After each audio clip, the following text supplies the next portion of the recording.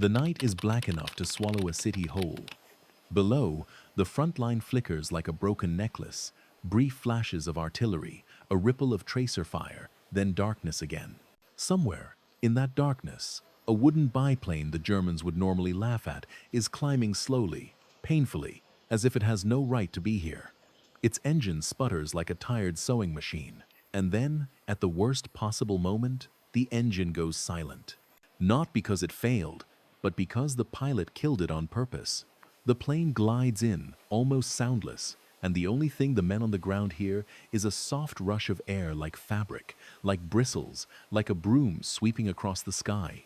If you were a German soldier staring upward, what would you call that? If not witches. They became known as the Night Witches, but that nickname didn't begin as a compliment. It was a label born from fear, irritation, and sleeplessness because the Soviet 588th Night Bomber Regiment, composed entirely of young women, made a weapon out of darkness and nerves. Not with the best aircraft, not with the most bombs, but with a kind of persistence that turns human psychology into a battlefield. To understand why this unit mattered, it helps to start with what they were given. The Polikarpov Po-2 was a pre-war trainer and utility biplane, built largely from wood and canvas. It was slow. It was lightly armed. It had an open cockpit that punished your face with wind, ice, and engine fumes. A modern fighter could catch it with ease. Anti-aircraft guns could shred it. By conventional standards, it was an aircraft that belonged in a museum or a flight school, not in a war for survival. And yet, war does not always reward the best tool. War rewards the tool that fits the moment and the people who understand how to use it. The 588th emerged from a Soviet decision that was both pragmatic and symbolic. The creation of women's aviation regiments, driven in large part by Marina Raskova, a famed aviator who understood that the Soviet Union needed every capable pilot it could find. These were not mascot units. They were operational formations expected to fly and fight like any other except with fewer resources, more skepticism from outsiders, and the extra burden of proving they belonged in the air at all. The women who joined were often in their late teens or early 20s. Many had flown in civilian clubs, had trained as pilots or navigators, and had watched the war swallow their generation. They did not arrive at the front as fully polished professionals. They were forged under pressure, trained rapidly, and pushed into missions that demanded discipline more than glamour. Their commander, Yevdokia Bershanskaya, built the regiment into something that could survive the chaos of night operations. Strict routines, relentless flying schedules, and a culture that treated fear as a fact of life, not a weakness. Night bombing itself was an unusual craft. Daylight makes everything visible: targets, planes, mistakes. At night, visibility collapses, and the war becomes a contest of sound, intuition, and timing. Flying at night in a slow, low aircraft is not simply dangerous, it is intimate. You are close enough to the ground to smell smoke and cordite. You can see individual fires, individual vehicles, individual silhouettes running for cover. And because the Po-2 was slow, it forced its crews into a constant relationship with risk. There was no quick dash in and out. You approached, you committed, and you accepted that the sky might decide to kill you. So the regiment learned to weaponize what seemed like weakness. Their typical tactics relied on small bomb loads carried repeatedly, harassment bombing, disruption, and pressure. A Po-2 could not drop the kind of payload that levels a factory in one strike, but it could keep coming back, again and again, at the times when human beings most need sleep and calm. The aim was not only destruction, it was exhaustion. And exhaustion, over time, breaks even disciplined troops. How long can a soldier remain effective if every night becomes a series of alarms, scrambling, firing into darkness, and waiting for the next whisper of wings? This is where the witch legend took shape. The signature maneuver, often described in memoirs and retellings, was a silent glide on final approach. The crew would cut the engine at a distance, converting noise into stealth. The aircraft would drift toward the target, and the defenders would hear something uncanny. Not the loud roar they expected, but a faint rushing sound that some compared to a broomstick. Then came the bombs, small, but accurate enough when dropped from low altitude, and then the engine would kick back in as the plane slipped away into the night. That technique did not make the Po-2 invincible. It made it unpredictable, and in war, unpredictability is a kind of armor. The Germans, faced with these raids, adjusted as any army would. They increased night watch. They improved searchlight coordination. They assigned anti-aircraft weapons to cover likely approaches. They sent fighters to hunt the slow biplanes. They offered rewards and recognition for anyone who could shoot one down. The Night Witches were not fighting an enemy that remained static. They were fighting an enemy that learned. But the Soviet crews learned too often faster, because their survival depended on it. They flew low to avoid radar and to confuse targeting. They changed routes and altitudes. They used terrain, rivers, tree lines, hills to mask their approach. They coordinated in ways that maximized their limited capability. One aircraft might deliberately draw searchlights and flak, while another slipped into the dark corridor created by that distraction. It was not glamorous. It was not safe. It was work, repeated until the body became a machine and the mind learned to function under fear. And fear was always there.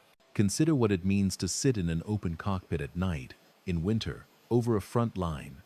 The wind cuts through every layer. Your hands stiffen on the controls. Your eyes water from cold and strain. Navigation becomes a puzzle of landmarks that may be burning, obscured, or gone. And then the ground reaches up at you with flak bursts of light that are beautiful in the way a storm is beautiful right before it kills you. In that environment, courage is not a single dramatic moment. It is the decision to fly again after you have already flown tonight, and again after that, and again after you have watched someone not come back. The scale of their operations is difficult to grasp without numbers, because the story can sound like myth if it isn't anchored.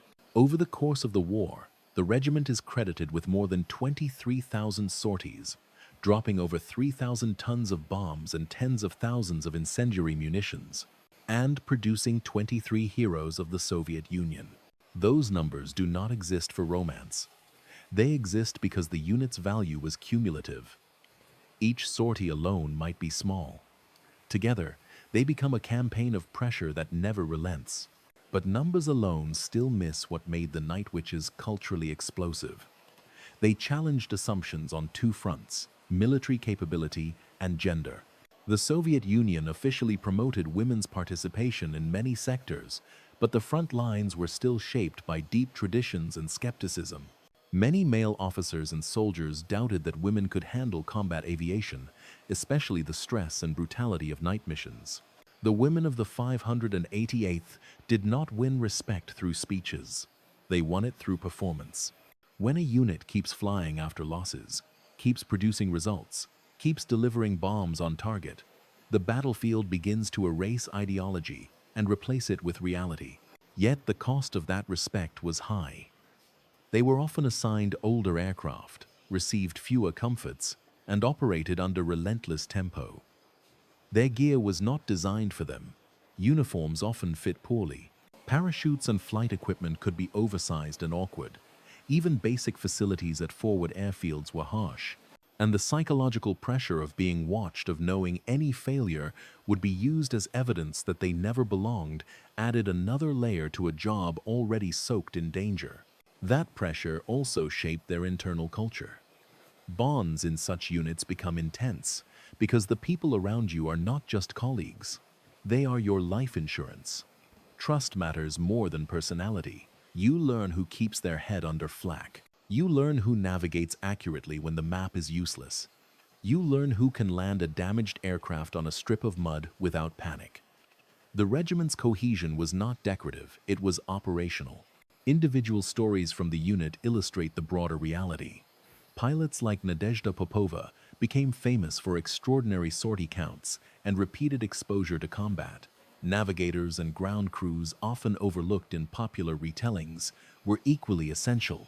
A Po-2 could be patched and returned to the air with a speed that seems impossible until you remember that it was built simply and that necessity is a brutal engineer.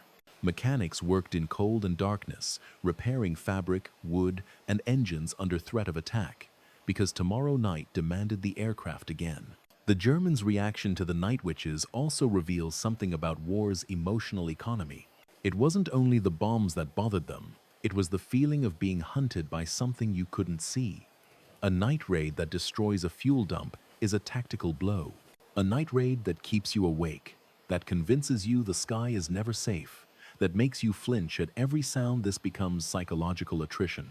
And psychological attrition can have tactical consequences: slower reactions, worse decisions, greater fatigue, weaker morale. So a strange inversion emerges. The Po-2 was slow enough that it sometimes fell below the stall speed of German fighters trying to line up a shot. A modern aircraft is optimized for speed and engagement profiles. It is less comfortable doing slow, awkward hunting near the ground at night. What looks like weakness can become friction. And friction, especially in night combat, can be the difference between an intercept and an escape. But the Night Witches were not protected by physics alone. They were protected by discipline. Night bombing requires precise coordination, timing, approach, release point, escape route, and return navigation. A minor mistake at night becomes a major mistake because there are fewer cues to correct it. The regiment's routines, briefings, target assignments, navigational planning built a professional identity that made them more than a legend. They were a system. At the operational level, their missions supported major Soviet offensives across a wide geography. They struck supply lines, artillery positions, troop concentrations, bridges, rail nodes, targets, where disruption mattered as much as destruction. The Red Army's advances relied on momentum. Anything that slowed German resupply or forced them to reposition under pressure contributed to that momentum. The Night Witches were not winning battles alone, but they were part of the machinery that made victories cheaper and defeats costlier for the enemy. And that brings us to the hardest question. What does it mean to call them witches? From the German perspective, it was an attempt to name a fear that didn't fit conventional categories. They were being attacked at night by aircraft that should not be there, crewed by women, flying old biplanes, arriving with an eerie silence, leaving behind disruption and sleeplessness. Witch becomes a way to explain the irrational feeling that the rules have changed. From the Soviet perspective, the nickname was repurposed into pride, because the enemy's fear is a form of victory. If your opponent believes you are unnatural, unstoppable, or cursed, you have already entered their mind. And once you enter the enemy's mind, you begin to shape their behavior without firing a shot. Still, it is important not to let myth erase the human cost. The regiment suffered casualties. Aircraft were shot down. Crews died in fires, crashes, and flak bursts. Survivors carried those memories through the rest of their lives. Behind every heroic tally is a ledger of pain that rarely fits into a celebratory narrative. So what is the deeper lesson of the Night Witches? It is not simply that women can fight, though that is undeniably part of the story. The deeper lesson is about asymmetry, how a force with limited equipment can achieve outsized impact through doctrine, psychology, and endurance. The Po-2 did not defeat German air defenses by overpowering them. It defeated them by exploiting their blind spots and by forcing them into a defensive posture that drained energy. And there is also a leadership lesson hidden in the regiment's structure. Bershanskaya and her officers did not treat morale as a motivational poster. They treated it as a resource to be managed. They built routines that made fear survivable. They created standards that turned young recruits into professionals.